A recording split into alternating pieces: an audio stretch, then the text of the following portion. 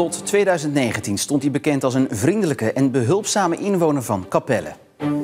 En nu moet de Syrische man ruim 23 jaar de cel in, omdat hij bekend staat als lid van een terroristische organisatie. En daarmee lijkt een einde te komen aan een zaak die ruim 4 jaar heeft geduurd. En verder in deze Zeeland nu vandaag. Protest tegen uitbreiding Roompot gaat nieuwe fase in. En AZC-kinderen in Middelburg worden niet vergeten.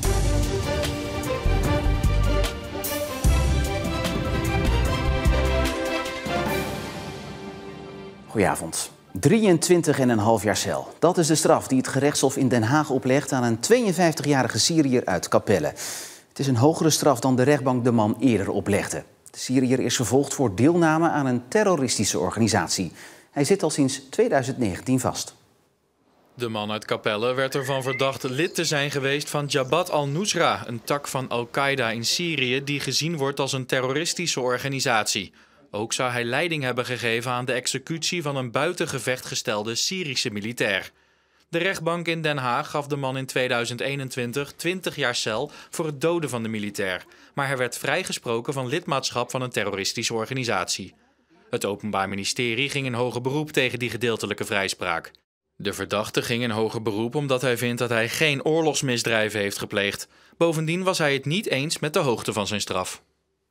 En ik praat erover verder met verslaggever Niels Schuurbeers. Ja, Niels, eventjes terug naar 2019. Opsporingsdiensten waren toen helemaal zeker van de zaak, maar in het beeld van de gemeenschap was dat een hele vriendelijke man was. Ja, de verbazing was groot, want inderdaad, men vond hem vriendelijk en hij was actief bij de kerk en bij de plaatselijke voetbalvereniging. Dus de verbazing was groot. Ja, nu heeft het Hof dus uitspraak gedaan aan hoger beroep. Hoe zijn ze tot deze uitspraak gekomen? Het Hof acht bewezen dat de man leiding heeft gegeven aan de executie van een Syrische officier. En dus ook dat hij lid was van een terroristische organisatie. Van dat laatste heeft de rechtbank in Den Haag hem eerder vrijgesproken. Maar het Hof acht dat wel bewezen. En daarom is de straf nu hoger. Eerder kreeg hij 20 jaar, nu 23,5 jaar. Wel zegt het Hof dat de man geen banden had met Jabhat al-Nusra, maar met een andere, kleinere organisatie die ze dus ook als terroristisch aanmerken. Ja, en hoe weet het Hof nou zo zeker dat hij ook leiding heeft gegeven aan die executie? Dat komt omdat er video's opdoken op internet van die executie, waarbij te zien was dat de man een leidende rol had. Hij was ook de eerste die schoot, mis weliswaar, maar daardoor ging de rest van de groep ook schieten. En dat was dus op een gevangen genomen Syrische officier van het leger van Assad, die geen wapen meer had en dus op die manier om het leven is gebracht. Ja, hoe hebben de verdediging en de man zelf op deze uitspraak gereageerd? Aan de ene kant blij omdat de man niet meer in verband wordt gebracht met Jabhat al-Nusra, maar aan de andere kant teleurgesteld omdat de straf hoger is dan de straf die eerder werd gegeven door de rechtbank. En de verdediging geeft ook aan dat voor hen de zaak blijft wringen. Als je op deze manier, zoals deze man heeft gedaan volgens het Hof, verzet tegen een regering, dan heet dat terrorisme. Maar het is wel een regering, een regime wat door de Nederlandse staat niet wordt erkend. Dus dat vinden ze gewoon vreemd. En als we dan kijken naar die executie waar die man een leidinggevende rol in zou hebben gehad, ja, dan zeggen ze ook dat de man helemaal niet mee wilde werken. Dat hij eigenlijk wilde dat die officier geruild werd tegen zijn gevangen genomen broer. En dat hij ook maar meedeed omdat hij niks anders meer kon, zo gezegd. Dus de verdediging gaat kijken of ze nog tegen de uitspraak in cassatie kunnen gaan. Dus wie weet is deze zaak nog niet klaar. Niels Schuurbeers, dankjewel. Tegenstanders van de uitbreiding van het Roompot vakantiepark in Kamperland hebben hun petitie overhandigd aan de gemeente. Burgemeester Loes Meeuwissen van de gemeente kreeg in totaal 5000 handtekeningen van mensen die tegen de uitbreidingsplannen zijn. De ondertekenaars van de petitie komen niet allemaal uit de gemeente Noord-Beveland. Er zijn ook ondertekenaars van buiten de gemeente en zelfs de provincie. En de overhandiging van de petitie is het voorlopige sluitstuk van een strijd tegen de verdere groei van Roompot op Noord-Beveland, die al een tijdje aan de gang is. Het is allemaal te doen om de uitbreidingsplannen van het vakantiepark van Roompot bij Kamperland. Een discussie die opnieuw brandstof kreeg door een bericht in het NRC. Daarin kwam het beeld naar voren dat de gemeente goedkeuring verleent aan de uitbreiding in ruil voor geld. Dit was tegen het cerebeen van de tegenstanders die in actie kwamen. Vol is vol en ja, ze willen gewoon nog steeds meer en dat is niet normaal, vind ik. En we gaan naar verslaggever Eva van der Welen. Die staat bij het gemeentehuis in Wissekerken, waar de petitie net is overhandigd. Ja, Eva, wat willen de tegenstanders nou eigenlijk met die petitie bereiken? Ja, dat het vakantiepark niet met 29 hectare groeit. En daarom hebben ze dit hier ook overhandigd. Omdat ze het eigenlijk wel genoeg vinden met de groei aan toeristen op dit eiland. Ja, een petitie overhandigen is stap 1, maar wat is stap 2? Wat gaat er nu mee gebeuren? De plannen waren eigenlijk dat er de komende tijd een aantal raadsvergaderingen zouden zijn en dat de raad op 21 december een besluit zou nemen. Nou, na het overhandigen van de petitie liet de wethouder Maas al weten dat het wordt uitgesteld. Ze hebben meer tijd nodig om de zienswijze en de petitie te bekijken. Dus waarschijnlijk wordt het pas in januari bekeken of februari en wordt er dan pas een besluit genomen. Ja, nu spelen problemen met toerisme niet alleen op Noord-Beveland. Worden er in andere gemeentes ook petities aangeboden of soortgelijke acties? Nou, geen petities, maar in Veren heeft het college van B&W wel besproken over het niet ruimer maken van het aantal toeristen daar. Zo is er bijvoorbeeld dat ze voor minicampings nog maar een maximale aantal groei van 15% willen. Eva van der Welen, dankjewel. Het nieuwe asielzoekerscentrum in Middelburg komt in het natuurgebied De Kleene Hoge. Dat heeft het college van burgemeester en wethouders vanmiddag via een brief aan de omwonenden laten weten. De opvang van asielzoekers wordt niet verdeeld over 2 locaties, zoals de gemeenteraad wilde. Het college wil wel dat er 100 mensen minder opgevangen gaan worden in de noodopvang. Meer over dit besluit vindt u op onze site en in de app.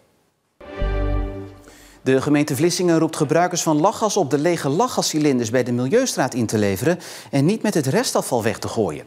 Het komt nu steeds vaker voor dat die wel met het restafval meegaan en daar kunnen ze voor gevaarlijke situaties zorgen en schade veroorzaken aan vuilniswagens en verbrandingsovens omdat ze kunnen ontploffen met mogelijk brand als gevolg. Bij de Milieustraat staan speciale bakken waar de cilinders in achtergelaten kunnen worden. De Zeeuwse Milieufederatie vindt het positief dat de Vlaamse regering een nieuw stikstofakkoord heeft gesloten. Met dit nieuwe akkoord moet de stikstofuitstoot in 2030 gehalveerd zijn. Maar er zijn ook zorgen. Het kersverse akkoord is milder voor boeren en bedrijven dan eerdere afspraken. Bedrijven die volgens een eerder akkoord dicht moesten, kunnen met aanpassingen misschien toch open blijven. Volgens ZLTO Zeeland zou dat wel eens negatieve gevolgen kunnen hebben voor de stikstofdepositie in Zeeland. 70% daarvan is afkomstig van buiten de provincie. Opnieuw je spullen pakken, opnieuw vriendjes maken en tussendoor ook nog even een vreemde taal leren. Dat maken kinderen van asielzoekers keer op keer mee. Want ze verhuizen nogal eens van het ene naar het andere asielzoekerscentrum. Op het TEC, het taaleducatiecentrum Walcheren in Middelburg, waar deze kinderen naar school gaan, proberen ze de kinderen op een speciale manier stabiliteit te geven. Want daar hebben ze behoefte aan. Ik kan me nog herinneren, een jongen die hier was, die gewoon heel erg moeite had met vriendschappen te sluiten. Toen ik hem vroeg van, maar het is toch leuk om juist met die of die te voetballen? Zei hij, ja maar juf, waarom? Want straks zie ik ze toch niet meer. Straks weet ik niet meer wie ze zijn. Of ik moet misschien zelf wel weg. Uit onderzoek van UNICEF blijkt dat een vluchtelingenkind in korte tijd minimaal 3 keer verhuist binnen de AZC's in Nederland.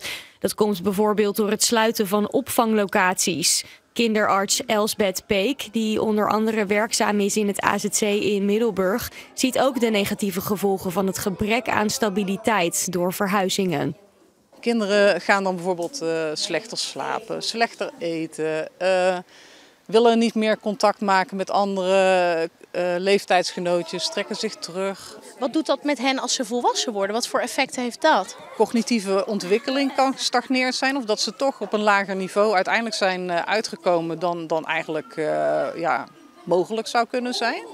Er zijn meer psychiatrische stoornissen toch bij kinderen die vaker verhuisd zijn in hun leven. Is ook bij Nederlandse kinderen. Maar ja, hier net even wat meer. Om de kinderen op school, voor zover dat kan, toch stabiliteit te geven, heeft de TEC iets bedacht. Het vergeet me niet bord. Als de kinderen ongeveer 3 weken bij ons op school zijn, maken we een fotootje van hen. Dat fotootje hangen we aan de wereldkaart. Bij het afscheid, dat vinden we een belangrijk ritueel, mogen de kinderen in de hal komen, zingen we een liedje voor ze, halen we het fotootje van de wereldkaart af en zetten we het of plakken we het op het vergeet me niet bord. Het geeft ook een stukje bestaansrecht. Hè? Je wordt niet vergeten hier. Je doet ertoe, je hebt iets moois, je hebt mooie herinneringen aan deze tijd, hoop ik dan, voor de kinderen.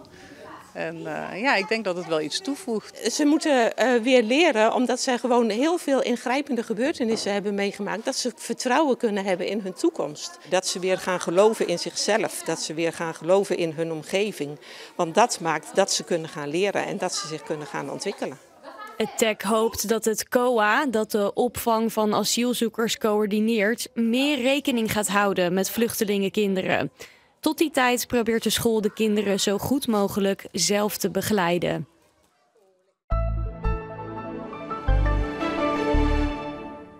De dag begon droog met hier en daar ook zon. Wie daarmee ook hoopte dat het droog zou blijven, kwam bedrogen uit. Onder wie ik, want vanmiddag begon het te regenen. En dat houdt voorlopig ook nog niet op. Want vanavond en vannacht blijft het buiig met ook pittige exemplaren daartussen. En mogelijk ook onweer. Morgen wel droger, dan wel bij maximaal 12 graden. En daarmee zijn we aan het einde van deze Zeeland Duo vandaag. Nog een hele fijne avond. Graag tot morgen.